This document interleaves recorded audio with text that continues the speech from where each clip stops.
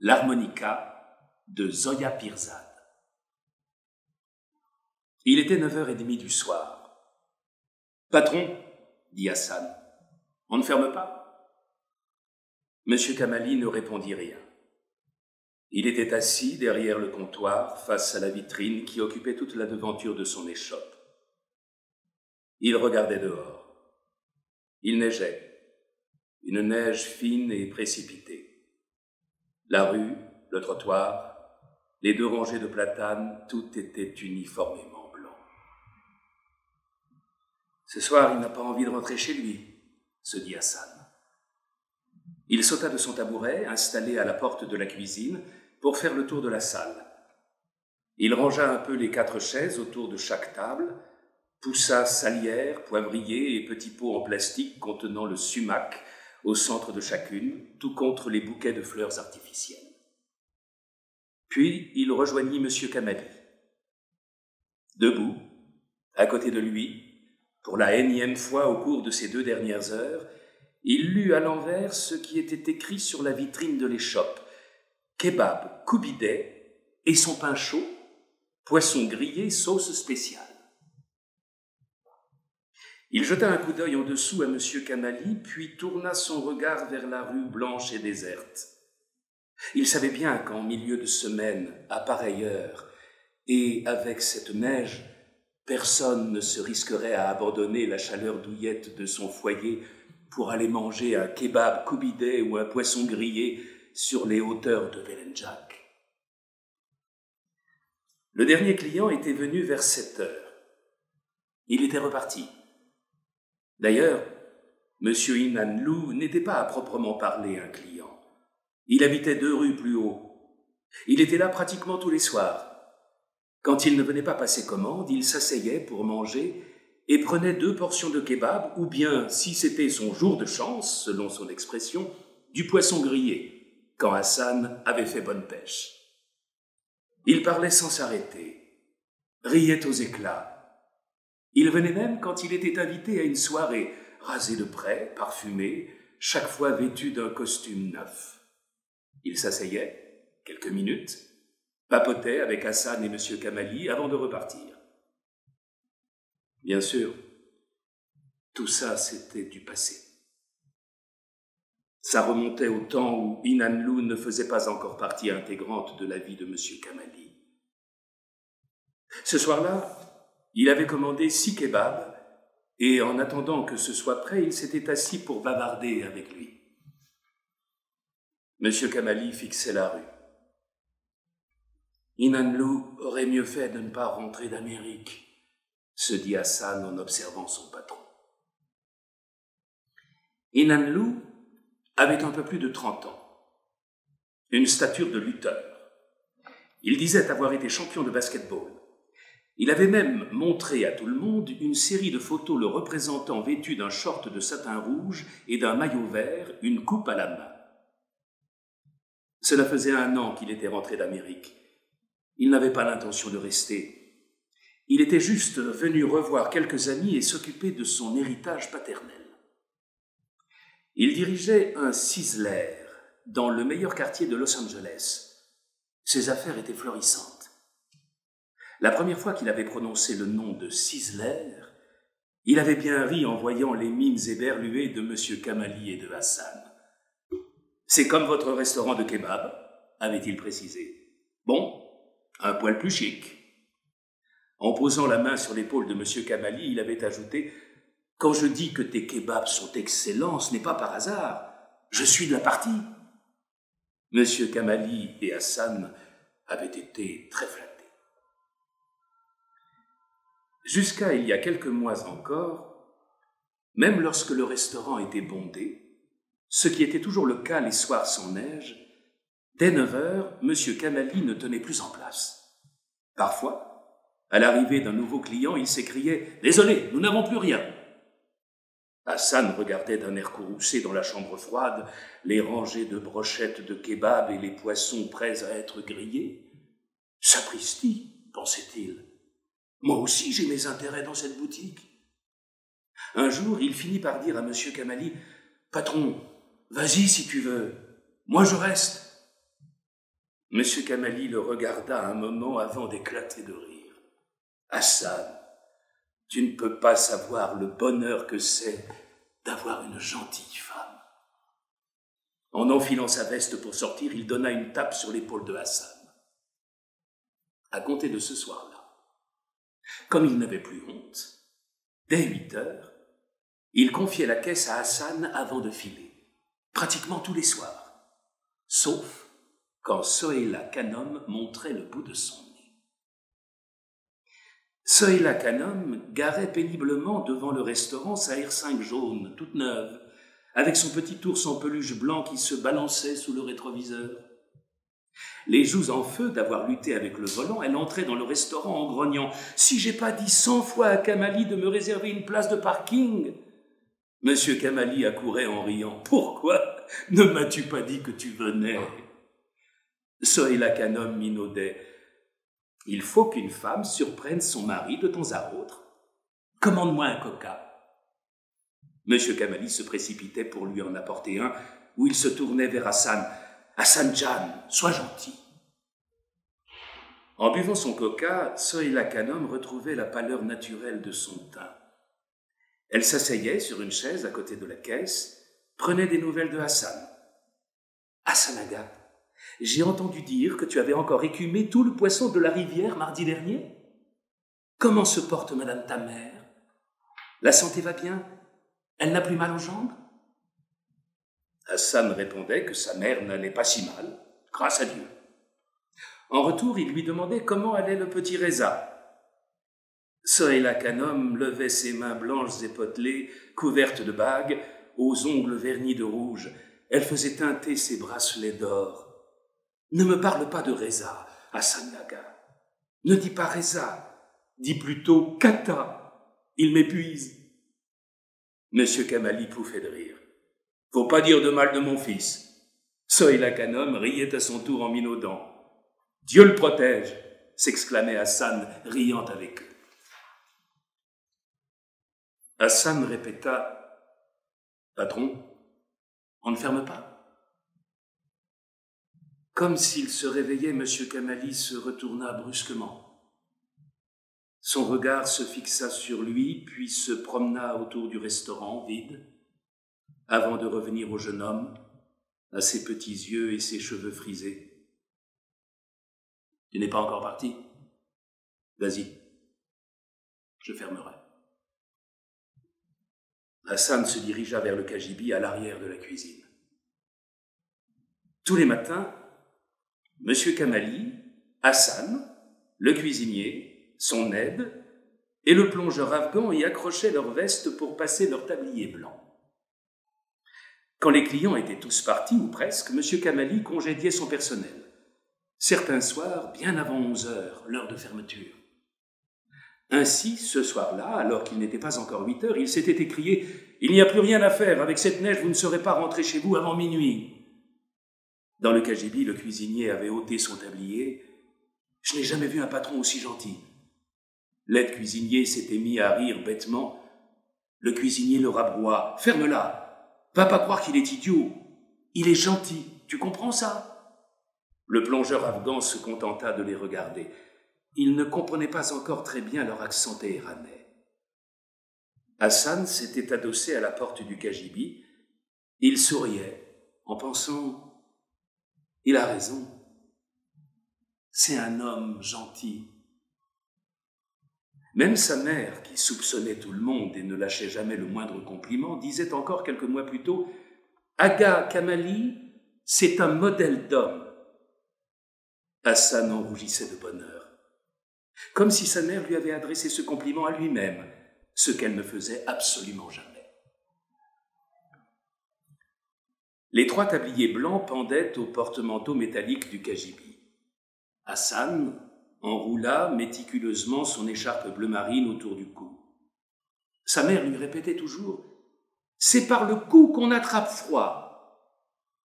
Il éteignit la lumière du cagibi, se tourna vers M. Kamali, debout à la porte du restaurant, les mains dans les poches. Il neigeait dru. Hassan releva le col de sa veste. « J'ai l'impression que ça va s'arrêter d'ici demain. » M. Kamali hocha la tête. Dieu seul le sait. Hassan sortit en le saluant. Hassan avait 30 ans. Il vivait seul avec sa vieille mère du côté de la place Mounirier, dans une petite maison héritée de son père. Avant de faire la connaissance de M. Kamali, il avait été aide-cuisinier dans le restaurant de kebab du quartier. C'était l'homme de confiance du patron, un ami de son père. Il y travaillait 6 jours par semaine, du matin jusqu'au soir, sauf le mardi qui était son jour de congé et qu'il passait à la pêche, toujours seul. Il avait commencé il y a longtemps avec son père. Il n'était alors qu'un jeune enfant. Au début, sa mère avait protesté. « Cela ne suffit donc pas que tu perdes ton temps à fixer l'eau de la rivière du matin au soir, que tu veuilles aussi pervertir mon fils ?» Son père ne répondait jamais. Jamais non plus il ne demandait à son fils si ça lui plaisait de le suivre. Un vendredi après l'autre, père et fils rassemblaient leur matériel sans un mot, se mettaient en route sans un mot, et toujours sans un mot restaient assis côte à côte jusqu'au soir. Le premier vendredi qui suivit la quarantaine de la mort de son père, le soleil n'était pas encore levé que Hassan se mettait en route.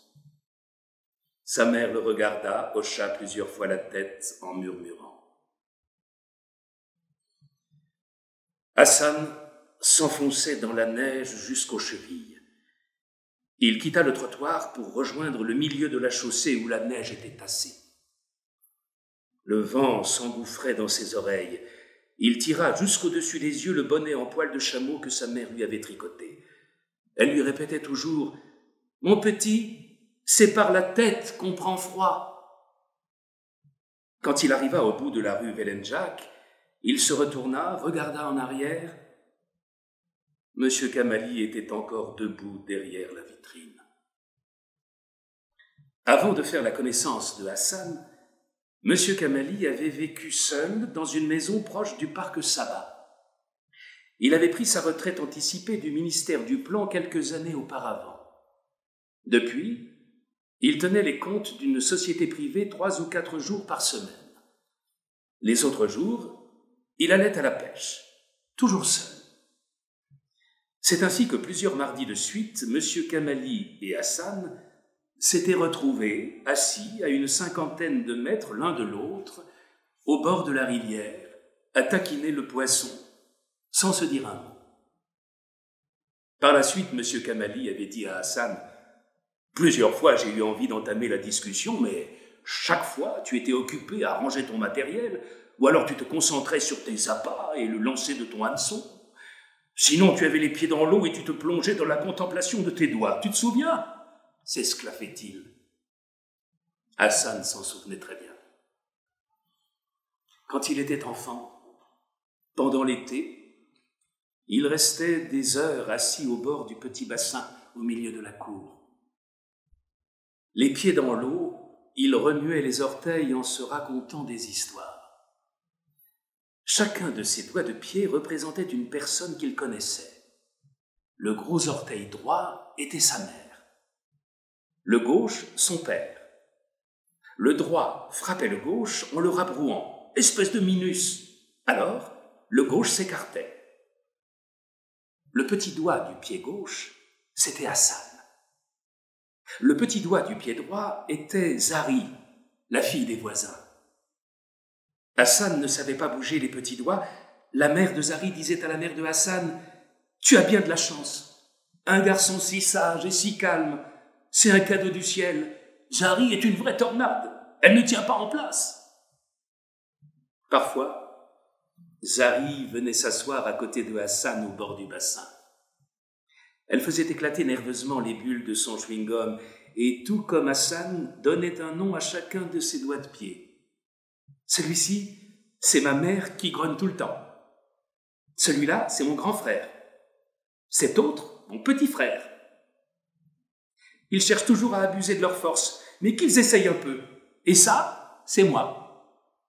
Avec le gros orteil qui la représentait, elle donnait des coups à ses 2 frères. Zari riait en s'éclaboussant, battait des pieds dans l'eau jusqu'à ce que sa mère ou celle de Hassan se mette à crier « Du calme, mon enfant !» Bien que le jeu fût une invention de Hassan, Zari lui avait appris comment remuer les petits doigts.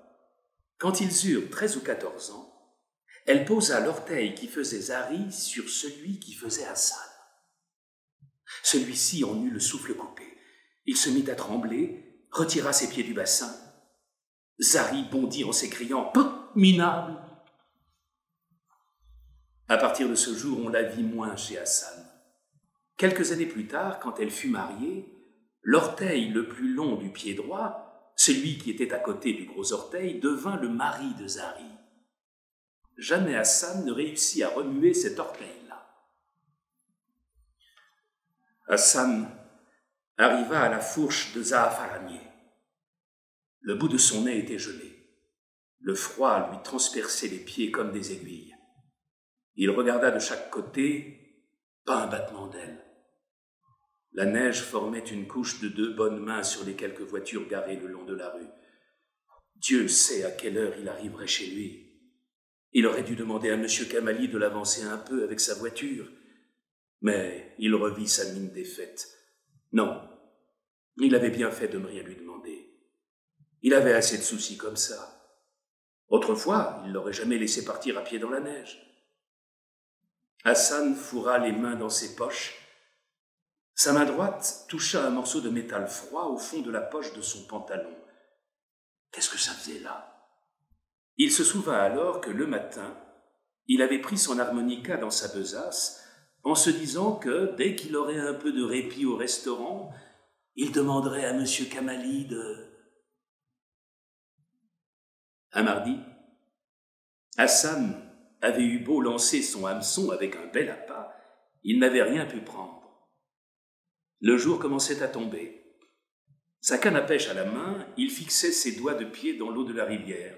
Bon, un dernier coup, se disait-il, quand soudain un gros poisson jaillit de l'eau au bout de la ligne. Il éclata de rire bruyamment, et au même moment, il entendit du bruit. En se retournant, il vit l'homme qui jouait de l'harmonica, le pêcheur qu'il rencontrait depuis quelques semaines. Hassan n'avait vu qu'une seule fois un harmonica, dans un film indien. Un garçon en jouait pour une fille qui n'y prêtait aucune attention, tout en se trémoussant sur les cailloux de la rivière, jusqu'à ce qu'elle finisse par tomber à l'eau. Alors le garçon sautait pour lui porter secours, et l'harmonica était emporté par le courant. Hassan jeta le poisson dans son seau et s'assit pour écouter. L'homme reposa son harmonica, prit le thermos qui était à portée de sa main et remplit le bouchon qui faisait office de tasse. Hassan se releva, sécha ses pieds, rabaissa les jambes de son pantalon, enfila ses chaussettes et se rechaussa. Il rangeait ses accessoires de pêche quand l'homme se remit à jouer. C'était le même air que le garçon jouait pour la fille dans le film indien. Hassan était arrivé à proximité de Marmoutier quand il entendit le moteur d'un véhicule tourner à plein régime. Ses roues patinaient. Une camionnette était bloquée par la neige. Le pauvre, se dit Hassan en s'approchant. Le chauffeur était un gros baraqué coiffé d'un bonnet de laine comme celui que portait Hassan. « Mon vieux, c'est le bon Dieu qui t'envoie !» s'écria le chauffeur en l'apercevant. Ils poussèrent un quart d'heure avant que la camionnette ne sorte de la congère. Le chauffeur grimpa prestement au volant, abaissa la vitre et dit à Hassan « Monte, je t'avance un bout de chemin !» Hassan, que la manœuvre avait réchauffé et un peu essoufflé, se fit prier. Plus le chauffeur insistait, plus Hassan refusait. Il finit par monter. Le chauffeur ôta son bonnet, le posa sur la banquette. « Dis-moi où tu veux qu'on aille, mais pas dans les petites rues, on resterait bloqué. » Hassan lui dit qu'il allait à Monirier, mais qu'il irait jusqu'où ça ne dérangerait pas. Le chauffeur éclata de rire. « Tu vois, Dieu prévoit tout. Moi aussi, je vais à Monirier. » Il releva sa vitre, secoua la neige de son gros pull, alluma le chauffage, passa la première et accéléra en douceur. la camionnette s'élança sur la pente de l'avenue Valias. Hassan ôta son bonnet à son tour. Son front était inondé de sueur. Le chauffeur rit encore en voyant le bonnet. « Nous avons aussi le même bonnet. Le mien, c'est ma femme qui l'a tricoté. C'est une pro du tricot. » Il avança la tête pour observer le ciel. Maudit hiver, maudite neige, vivement l'été, non? Au beau milieu de l'été, Hassan avait attrapé froid. « Parce que tu te lèves à l'aube pour aller à la rivière, » lui avait dit sa mère. « C'est le froid du matin qui vous saisit. » Pendant 2 bonnes semaines, elle l'avait gavé de gomme arabique, lui avait fait ingurgiter des décoctions de coin et quantité de tisanes diverses en l'assommant de « plus jamais la pêche ». Au bout de 3 semaines, Hassan avait juré ses grands dieux qu'il était guéri et avait convaincu sa mère d'aller en pèlerinage à Shah Abd al-Oazim en compagnie de ses voisines. Pendant ce temps-là, il s'était levé de bon matin. Le bonnet sur la tête et son écharpe au cou, il avait pris le chemin de la rivière. À peine arrivé, il avait aperçu l'homme à l'harmonica assis à sa place habituelle. Hassan déballait ses affaires quand l'homme s'approcha de lui pour le saluer. « Pas de malheur, au moins. Je commençais à m'inquiéter. » Pendant toute la saison de pêche, il s'était assis côte à côte pour bavarder tout en pêchant. C'était surtout M. Kamali qui parlait. Il se plaignait de sa solitude. Sa famille était du Nord. Elle le suppliait de revenir au pays. Cela faisait 30 ans qu'il s'était habitué à la vie de Téhéran. C'était dur de tout lâcher. Lorsqu'il n'y avait plus rien à dire ou que M. Kamali se renfrognait à force de ressasser les misères de sa vie, Hassan lui demandait « Monsieur Kamali, et si vous nous jouiez quelque chose ?» Les traits de M. Kamali se détendaient. Il plongeait la main dans la poche de son ample parka pour y prendre son harmonica. M. Kamali lui avait raconté comment il avait appris à jouer de l'harmonica auprès d'un des conseillers américains du ministère du Plan. Le conseiller était amoureux d'une des secrétaires qui ne parlait pas un mot d'anglais. Elle se contentait de sourire à tout ce qu'il lui disait. Celui-ci se confiait à Kamali qui connaissait 3 mots d'anglais. Il lui parlait de son amour pour la secrétaire, de la difficulté d'être un étranger, de n'avoir personne à qui parler. M. Kamali n'en comprenait que la moitié, ce qui ne l'empêchait pas, de temps à autre, de jouer les émissaires entre l'Américain et la secrétaire. L'Américain lui avait appris à jouer de l'harmonica. Quand son contrat était arrivé à son terme, il avait épousé la secrétaire et tous deux s'en étaient retournés en Amérique. Au moment du départ, il avait fait cadeau de l'harmonica à M. Kamali. Chaque fois que Hassan faisait l'éloge de M. Kamali et de son harmonica devant sa mère, la vieille femme ne levait pas même le nez de son tricot, de sa couture, du plat de riz ou de lentilles qu'elle était en train de trier. Elle se contentait de dire « C'est quoi cet harmonica? Un instrument? Ton pauvre père, au moins, il jouait du tar. » Avant qu'il n'eusse atteint le carrefour, Amir Akram, le chauffeur, avait déjà demandé à Hassan où il travaillait, où il habitait à Monirier, s'il était marié ou non. Le feu était au rouge. Le chauffeur avança la tête et regarda à droite, puis à gauche. « J'ai peur de déraper en freinant. À la grâce de Dieu. Toi, tu vois une voiture ?» Avant que Hassan ait eu le temps de regarder de chaque côté, le chauffeur s'écria « Mon Dieu, je m'en remets à toi !» Et il franchit le carrefour. Puis il regarda Hassan en riant. « Si ma femme avait été là, elle m'aurait arraché la tête. Elle ne cesse de me répéter que je finirai par me tuer. Ne va pas croire que ce soit par amour pour moi. C'est à elle qu'elle pense. » Il se mit à rire avant de poursuivre. « Je me disais que tu as bien raison de ne pas te marier. Moi, tel que tu me vois, j'ai été marié à 17 ans.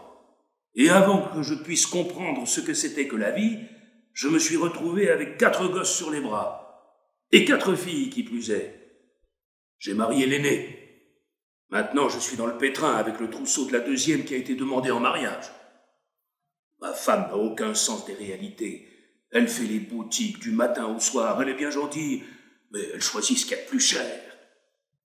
Le réfrigérateur congélateur à 2 portes, la gazinière de telle marque. Pareil pour le lave-linge. Je lui dis, si on lui donne pas le lave-linge, c'est pas la fin du monde. Et elle me répond, notre fille doit être traitée comme une autre. Elle veut parler de la fille de son frangin. Je lui dis, mais enfin, femme, ton frère est commerçant. Il est propriétaire de son logement.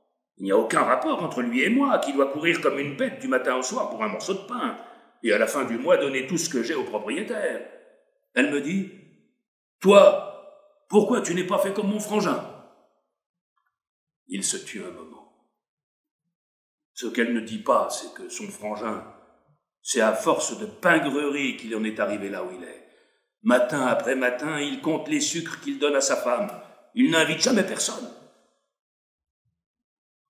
Cette année-là, le dernier mardi de la saison de pêche, M. Kamali insista pour inviter Hassan à venir chez lui. De toute sa vie, Hassan n'avait jamais vu une maison aussi sale et en désordre. Comme il n'avait jamais mangé un aussi délicieux poisson grillé. Si le poisson est frais et ne sent pas, lui dit M. Kamali, la moitié du travail est fait. L'autre, c'est l'assaisonnement. Hassan ne lui demanda pas la recette.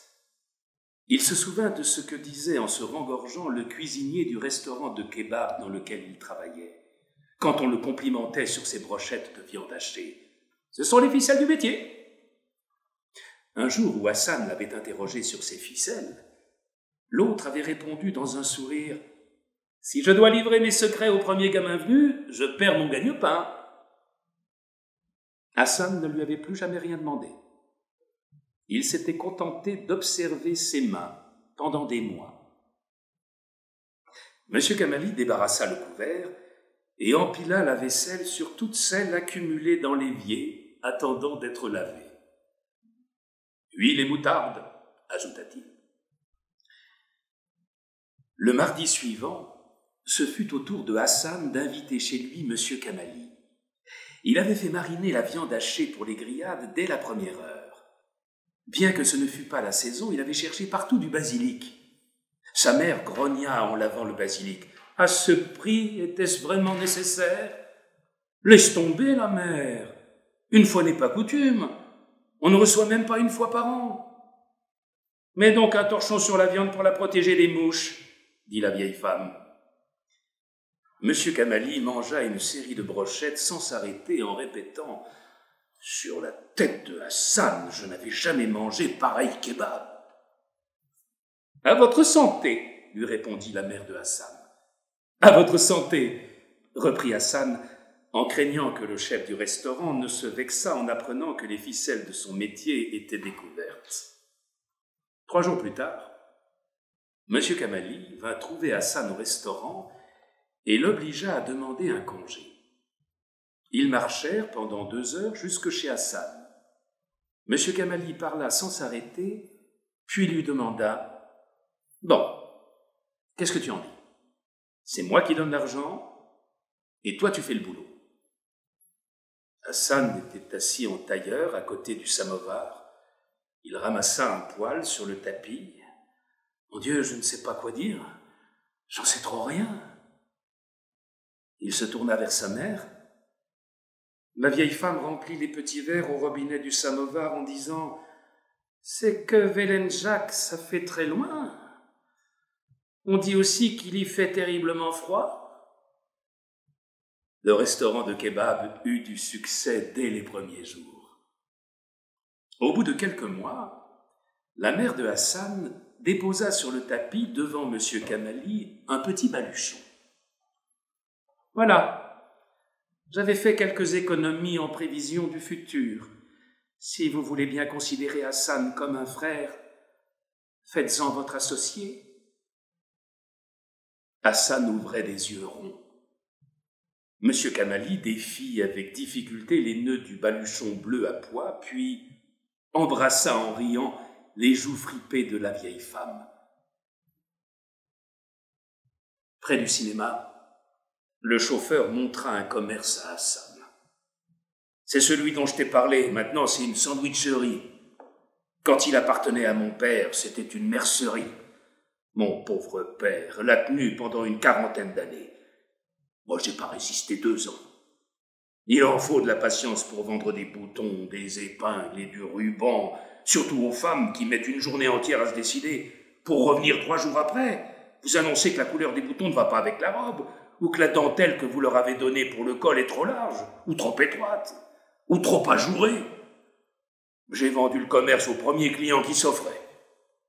Avec l'argent, j'ai acheté ce taco, quelques tapis et des bricoles pour chez nous parce que ma femme me serinait avec les prétendants qui ne manqueraient pas d'arriver d'un jour à l'autre et qu'il fallait que la maison nous fasse honneur.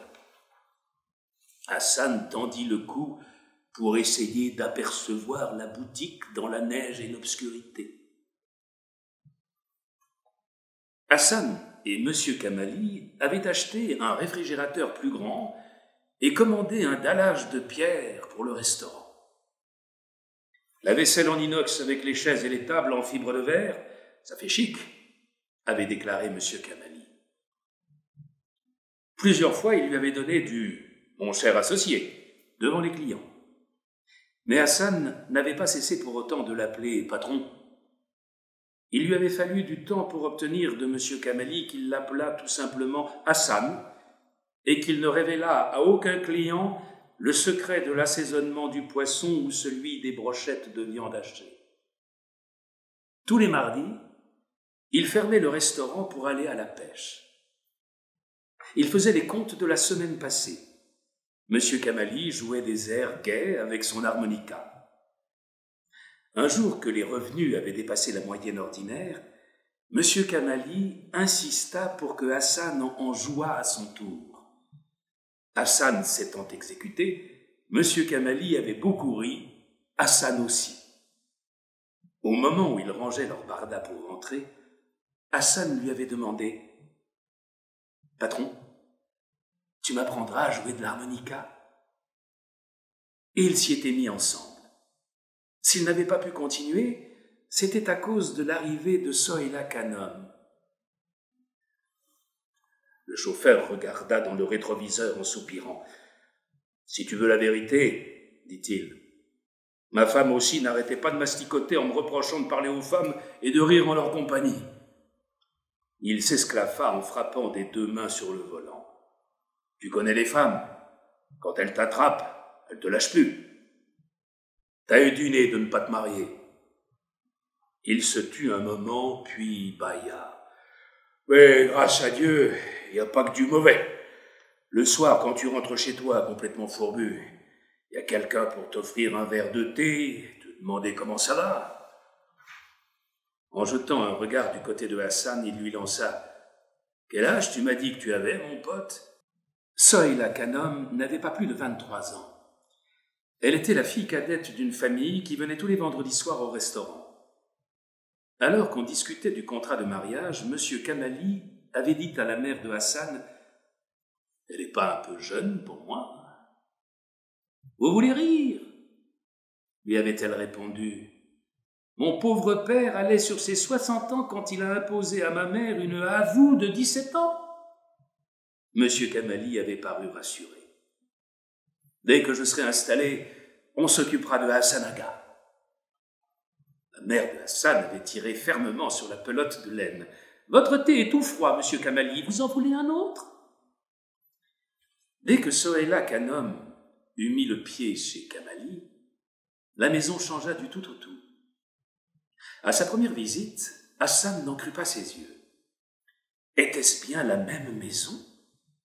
Des stucs et des miroirs au plafond, un lustre à plusieurs branches, des fauteuils de style aux bras dorés, des gobelins dans leurs cadres dorés, des rideaux dont les plis horizontaux ondulaient comme les vagues de la mer. M. Kamali avait fait visiter à Hassan tous les recoins de sa vieille bicoque en briques. « Tu vois quel goût elle a, et tu n'as pas encore tout vu. » Il ouvrit la porte de la chambre à coucher. Il fallut plusieurs minutes à Hassan pour réaliser que cette chose rose et ronde au milieu de la pièce, flanquée de 2 petits palmiers dorés sur le côté, était un lit à 2 places, recouvert d'un dessus en satin rose. Les tables de nuit aussi étaient dorées. Un autre grand palmier doré soutenait le miroir de la coiffeuse. Tu ne peux pas savoir ce que j'ai enduré pour lui faire plaisir. Il reconduisit Hassan vers le salon, la main sur son épaule. Tu n'imagines pas quelle femme c'est.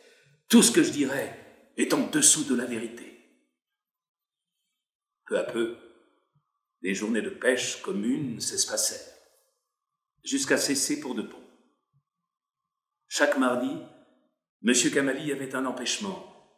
Il fallait qu'il conduise Sohaila Khanum chez le coiffeur ou la couturière chaque fois que la R5 était en réparation. La voiture de Sohaila Khanum, achetée neuve, était constamment en panne d'embrayage. M. Katchik, le dieu des mécaniciens Renault, disait « Madame a sans arrêt le pied sur la pédale d'embrayage. » Eh bien, si je faisais pareil, je le grillerais, l'embrayage. À part cela, il y avait toujours quelques détails à revoir dans la maison. Des travaux de menuiserie, d'électricité, un nouveau gobelin à clouer au mur, car Sohaila passait à la tapisserie tout le temps que lui laissait son ménage. Hassan avait donc repris ses vieilles habitudes de pêche solitaire. Il s'asseyait à la même place, lançait sa ligne, et en attendant que le poisson vînt taquiner l'appât, il s'exerçait à jouer de l'harmonica. Il était tout heureux quand il parvenait à jouer un air sans trop se tromper. Si seulement le patron avait été là pour l'entendre. Avant qu'il n'eût fait la connaissance de M. Kamali, à quoi pouvait-il passer son temps? Sa compagnie lui manquait. Il y avait un accident à un carrefour.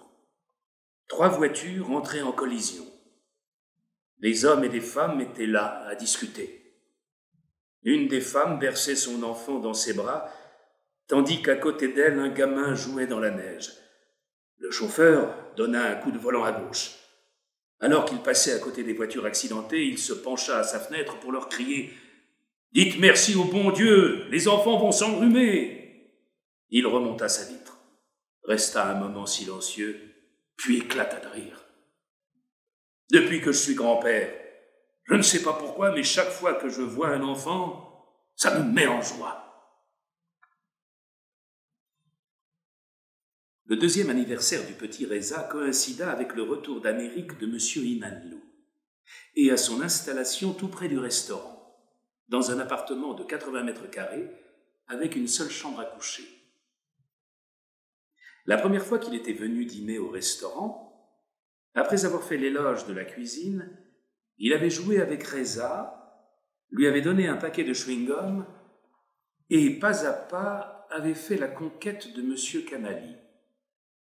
Vers la fin de la soirée, après le départ du dernier client, il s'était assis autour de la même table. M. Inanlou avait bien fait rire Sohaila avec son humour et ses jokes, comme il disait. Hassan buvait les paroles d'Inanlou qui décrivaient les systèmes d'aération des restaurants américains. Celui-ci s'écria tout à coup. « À propos d'aération, ça me rappelle une chose. Vous connaissez un spécialiste en cheminée dans les parages ?» Hassan, qui n'avait rien compris à ce qu'avait dit M. Inanlou, regarda M. Kamali, dont toute l'attention était monopolisée par Reza. « Viens par ici, mon chéri. Ne touche pas à ça, tu vas te brûler. » Sohaila passa un doigt sur ses fins sourcils. « Par ici, je ne vois pas, mais je pense qu'il s'en trouve quelques-uns du côté de Paul El-Roumi. À vrai dire, ces jours-ci, j'y pensais aussi pour chez nous. » M. Kamali se retourna vers elle, surpris. M. Inanlou prit Reza dans ses bras et l'assit sur la table. « Cela vous ennuierait-il de vous renseigner aussi pour moi le jour où vous irez ?» Puis il ajouta pour M. Kamali, « En plein hiver, quand il neige dehors, c'est très agréable de s'allonger devant le feu pour regarder brûler les bûches. » L'appartement de M. Inanlou n'ayant pas de place pour stocker les bûches, il s'était rabattu sur une cheminée à gaz.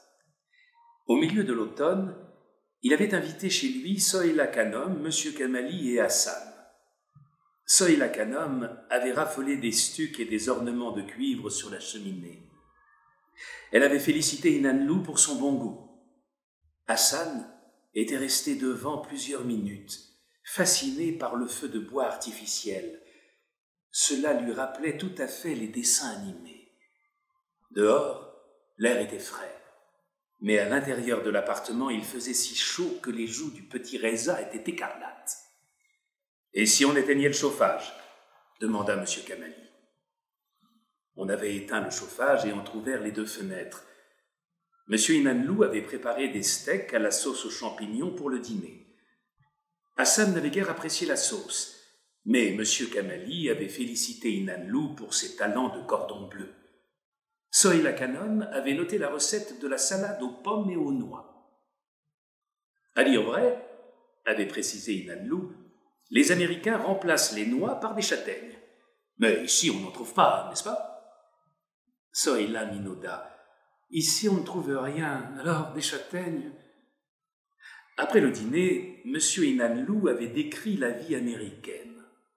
La liberté, le confort, les loisirs, les nombreuses chaînes de télévision, les maisons spacieuses avec leurs piscines, leurs cuisines open.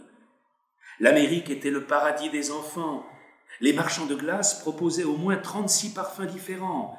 Gagner de l'argent était facile. Naturellement, à condition d'avoir une spécialité, et dans tous les domaines. Par exemple, vos kebabs de viande hachée, savez-vous le succès qu'ils auraient là-bas? Le petit Reza tombait de sommeil. Il tapait M. Kamali. « On y va! On y va !» Hassan crevait de chaud. Mais Sohaila n'avait pas envie de se lever.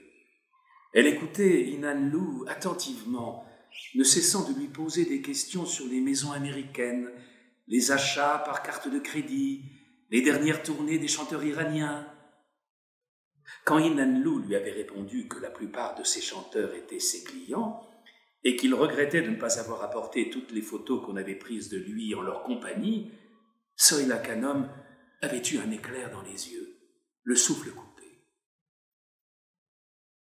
Sur le chemin du retour, quand ils furent assis dans la pécane de M. Kamali, Sohaila Khanum pressa le bras de son mari. « Kamali, allons en Amérique, veux-tu » Reza, assis sur la banquette arrière à côté de Hassan, donnait des coups dans la nuque de son père en criant « On y va, on y va !» Pendant une semaine, on ne vit plus M. Kamali au restaurant. Il avait expliqué à Hassan « On est en train de faire une cuisine open ». Sohaila avait prié M. Inanlou de venir juger du résultat. Sur ses conseils, elle avait choisi pour sa nouvelle cuisine des placards blancs décorés de palmiers dorés. Quand M. Kamali avait fait visiter la cuisine à Hassan, il lui avait dit « Nous avons fait toutes les boutiques de cuisine de la ville pour trouver ces placards. Ils s'accordent parfaitement au mobilier de notre chambre. » Le même soir, Hassan avait décrit la cuisine à sa mère. Celle-ci s'était esclaffée, puis, une fois calmée, elle avait déclaré « Si quelqu'un veut faire du pilaf à la baleine dans ce genre de cuisine, qu'est-ce qui se passe ?»« Quoi ?» avait dit Hassan. La vieille femme s'était levée péniblement pour ouvrir la porte de la pièce, descendre les 3 marches vers la cour en appuyant la main sur son genou. Arrivée à la porte des toilettes, au fond de la cour, elle avait murmuré « Le monde commence à sentir mauvais. » « Un ami est une bénédiction, » dit le chauffeur. « Tel que tu me le décris, ton partenaire doit être un type sensationnel. Mais toi aussi, t'es un type bien. » Il se tourna vers Hassan pour l'observer. « Laisse-moi pourtant te donner un bon conseil. Le jour où tu décideras de te marier, prends bien soin de brider la coquetterie de ta femme. » Sohaila Khanum s'était fait faire une mise en pli. Dorénavant, elle venait quasiment chaque soir au restaurant. La plupart du temps, M. Inanlou s'arrangeait pour débarquer au même moment. Il s'asseyait pour bavarder. Un soir, Après le départ du dernier client, alors que Hassan pendait son tablier blanc dans le cagibi, il entendit Sohaila Khanum dire à M. Inanlou « J'ai beau le lui dire, il ne veut rien entendre. Vous parlez-lui. » « Monsieur Kamali, » avait dit Inanlou, « vous savez, ce n'est pas une mauvaise idée du tout. » Hilar, Monsieur Kamali avait lancé Reza en l'air. « Toi, qu'est-ce que tu en dis, mon chéri, hein? Je ferai comme mon garçon voudra. » Reza lui avait tiré une poignée de cheveux. « On y va! On va acheter de la barbe à papa !» Sohaila Khanum avait minaudé. « Si tu refuses de penser à nous, pense au moins à l'avenir du petit. » L'époque où M. Kamali rentrait vite à la maison, comme celle où Sohaila venait souvent au restaurant, était révolue. Le dernier client parti, le cuisinier, son aide et le plongeur afghan s'en allaient en saluant. Le dernier client parti, le cuisinier, son aide et le plongeur afghan s'en allaient en saluant. M. Kamali étalait le journal du soir sur le comptoir. Parfois, il restait une demi-heure sur la même page, sans passer à la suivante. La plupart du temps, il disait à Hassan « Vas-y, toi, je fermerai les volets. » Quand Hassan racontait tout ça à sa mère, celle-ci se contentait de hocher la tête. M. Inanlou passait au restaurant au moins un soir sur deux, pour ne pas dire tous les soirs. Il prenait une grillade de viande hachée ou de poisson, accompagnée de fines herbes qu'il enfournait dans sa bouche par poignées entières. Il papotait avec M. Kamali.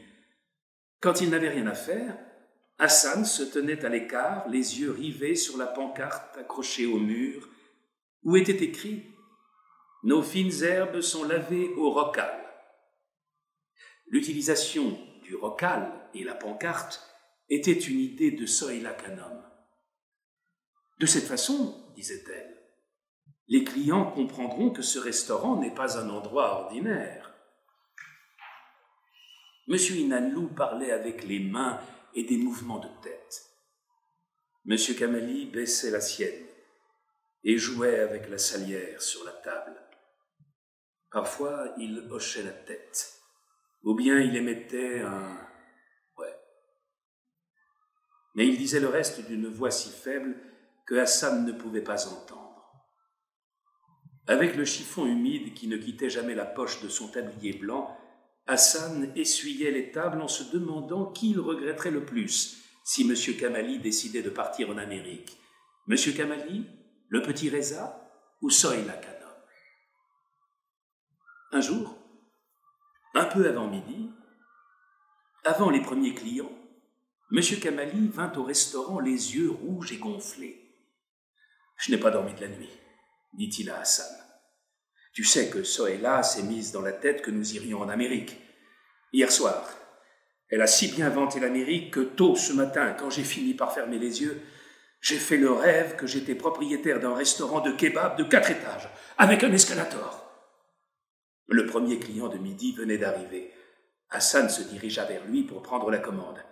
M. Kamali le retint par la manche de son tablier blanc. « Je t'ai vu, toi aussi, dans mon rêve, debout à côté de l'escalator. » Ce soir-là, Hassan raconta toute l'affaire à sa mère. La vieille femme fit tourner son verre à thé sous le robinet du samovar. Quand un homme prend une femme de l'âge de sa fille, il faut qu'il sache qu'il court le risque d'avoir à avaler toutes ses couleuvres. Hassan fit tourner son verre de thé dans la soucoupe. « Monsieur Kamali m'a demandé si j'avais envie d'aller en Amérique. » La vieille femme tourna le bouton du samovar de bouillant à très chaud. « Bois ton thé, il va refroidir. » Hassan avait chaud. Il défit son écharpe, la plia et la fourra dans son bonnet. Le chauffeur reprit. « Je leur ai dit qu'elle pouvait suivre tous les cours qu'elle voulait. C'est moi qui paye. La broderie, la couture, n'importe quoi. Mais pas les cours d'esthéticienne. Je n'aime pas ces conneries. La femme doit s'occuper de son ménage, pas de son maquillage. Heureusement, mes 4 filles sont des modèles de vertu féminine. Sohaila Khanum s'était mise à l'anglais. Elle suivait un cours 3 fois par semaine. Elle disait à M. Kamali qu'elle avait besoin d'améliorer son niveau. Elle insistait pour que le petit Reza l'appelle Mamie et son père Daddy. Devant M. Inanlou, elle parlait anglais à son fils. « Come here, Rezi. What is this ?» L'enfant tirait les cheveux de sa mère en riant. Tous les soirs, M. Inanlou refaisait les comptes pour M. Kamali et Sohaila Khanum. Il évaluait la somme qu'il tirerait de la vente du restaurant, de la maison, du mobilier, de la pécane et de la Renault, le prix qu'ils obtiendraient en dollars, le nombre de mètres carrés qu'ils pouvaient espérer pour l'achat d'un restaurant en Amérique et ce qu'ils pourraient avancer sur le crédit de la maison. Il mettait une main sur l'épaule de M. Kamali. « Pour te rassurer, et que tu n'ailles pas croire que ce sont des paroles en l'air, je suis prêt à participer. » Puis il baissait la tête sans rien dire. Sohaila Khanum faisait rouler une de ses bagues autour de son doigt. « Vous êtes vraiment chic avec nous. » M. Inanlou remuait sur sa chaise. « Je vous en prie, les copains, c'est fait pour ça. » Sohaila Khanum souriait, inclinait la tête en faisant tourner une autre bague. Hassan s'amusait avec le petit Reza pour éviter que celui-ci ne s'impatiente. Il se demandait si les kebabs de viande hachée que M. Kamali préparerait en Amérique auraient le même goût que ceux d'ici.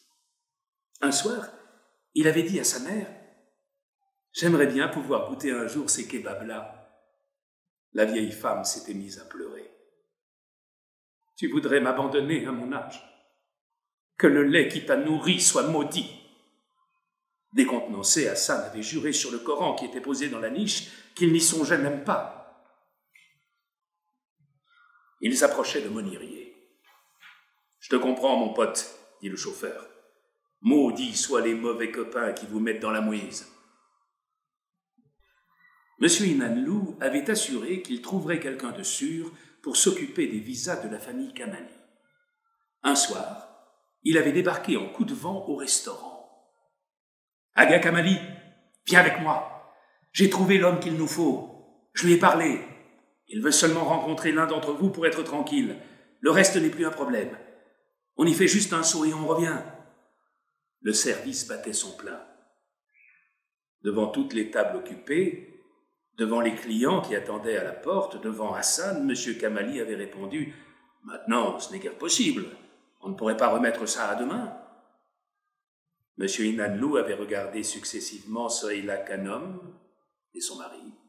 « Je suppose que oui. »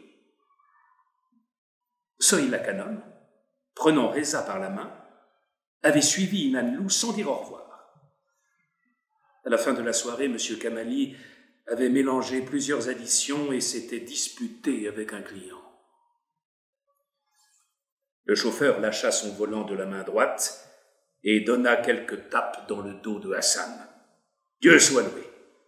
J'ai tout de suite vu que t'étais quelqu'un de bien. Des femmes, t'en auras autant que tu veux, des enfants et des copains aussi. Qu'est-ce qu'on a d'unique? Sa mère. On n'en fera jamais assez pour elle. » Tous les soirs, quand il rentrait chez lui, sa mère revenait à la charge. « Tu lui as parlé ?» Depuis qu'il était question du départ de M. Kamali pour l'Amérique, la mère de Hassan n'arrêtait pas de lancer des imprécations contre Sohaila Khanum et exigeait que son fils parle à Kamali pour régler avec lui la question des parts de la société. Hassan lui répondait « Mais c'est qu'il n'est pas encore totalement décidé. » La vieille femme rétorquait furieuse « C'est cette mégère qui décide. Et elle est décidée. Toi, tu dois faire attention à tes fesses. » Hassan remettait toujours au lendemain. Il n'avait pas envie de parler à M. Kamali, ni du départ en Amérique, ni des parts de la société, ni du fait qu'il avait vu plusieurs fois M. Inanlou déposer Sohaila Khanum devant sa R5, 1 ou 2 rues plus bas. Sur ce dernier point, il n'avait rien dit à sa mère. Celle-ci avait une opinion suffisamment exécrable de Sohéla Khanum. « Elle finira par le mettre à la rue », répétait-elle. Hassan insista pour que le chauffeur le laisse au coin de la rue. Il eut beau faire, celui-ci n'accepta pas le moindre argent. « Tu fais des politesses, mon pote, maintenant qu'on est copains. » Il nota l'adresse de Hassan ainsi que celle du restaurant. « Je passerai sûrement, et même j'amènerai toute la famille un de ces soirs. Tahireh, ma troisième fille, raffole du poisson grillé. »« Venez absolument, on vous attend, » dit Hassan en mettant pied à terre. Puis il s'éloigna. Quand il atteignit sa maison, il avait des picotements dans les pieds à cause des engelures. Sa mère posa une bassine d'eau chaude à côté de son lit. Elle y versa une poignée de sel. « Retire tes chaussures, enlève tes chaussettes et plonge tes pieds dans l'eau. C'est par les pieds qu'on prend froid. »« Tu lui as parlé ?» Hassan s'assit sur le tabouret devant son lit, plongea les pieds dans le baquet. Il remua les 2 gros orteils en faisant des clapotis. Il se souvint de Zari.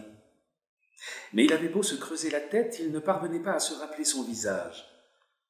Quand il fut couché, il se remémora la jeune fille indienne du film pour laquelle le jeune homme jouait de l'harmonica. Dans son souvenir, Zari et la fille indienne avaient toutes 2 la physionomie de Sohéla Khanum, la mise en pli, le rouge à lèvres, le vernis à ongles de couleur mauve. Il se demanda à quoi ressemblait la 3e fille du chauffeur. « Alors tu lui as parlé ?» insista sa mère. Hassan fit semblant de dormir. Tôt, le lendemain matin, le grincement de la porte de sa chambre réveilla Hassan. « Quel froid de loup !» lui dit sa mère. « Lève-toi vite, va faire du feu sous le robinet de la cour, le tuyau est gelé. » Hassan rejeta son édredon, se leva, se dirigea vers la fenêtre. Il écarta le rideau pour regarder dehors. La neige avait cessé de tomber.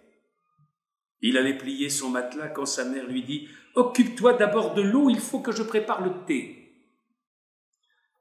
Lorsque Hassan pénétra dans le restaurant, il vit M. Kamali qui collait une grande affiche au mur derrière le comptoir.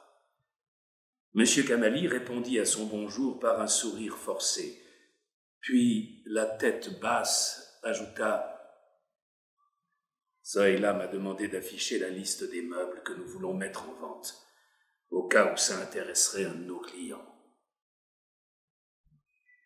Ils restèrent assis ensemble à l'une des tables jusque vers midi. M. Kamali parla de tout, du restaurant, des parts de la société, des comptes. Hassan trouva ce qu'il disait très raisonnable. Rien ne pouvait être plus juste. Cependant, il remit sa réponse au lendemain lorsqu'il aurait l'accord de sa mère. Ce soir-là, pour la première fois depuis longtemps, M. Kamali rentra chez lui plus tôt. Avant de fermer boutique, Hassan lut l'affiche derrière le comptoir. C'était tout ce qu'il avait vu chez M. Kamali. Les meubles de style, les tapisseries, le lit rose au palmier doré, le tricycle et le baby-trot du petit Reza. Les prix étaient affichés en toman. On avait ajouté au bas de la liste, un peu à l'écart et d'une écriture légèrement différente, nécessaire de pêche, hameçon, canne de 3 mètres, thermos russe, primus. Hassan étudia les prix. Au printemps de cette année-là, dès le premier mardi, Hassan fit une très belle pêche. Après avoir jeté tout son poisson dans son seau, rassemblé son matériel, il prit l'harmonica dans la poche de sa parka et le frotta plusieurs fois sur la manche de sa veste en l'admirant. Il était plus grand que le sien, rouge et doré. La partie rouge était rayée par endroits. Hassan releva la tête, observa les arbres de l'autre côté de la rivière, l'eau qui courait sur les cailloux.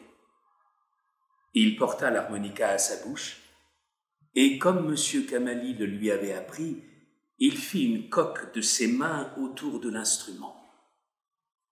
Il n'avait pas encore commencé de jouer que déjà il se levait. Il lui fallait rentrer. La veille, la fosse des anses au fond de la cour avait débordé. « Rentre plus tôt pour surveiller les ouvriers », lui avait dit sa mère.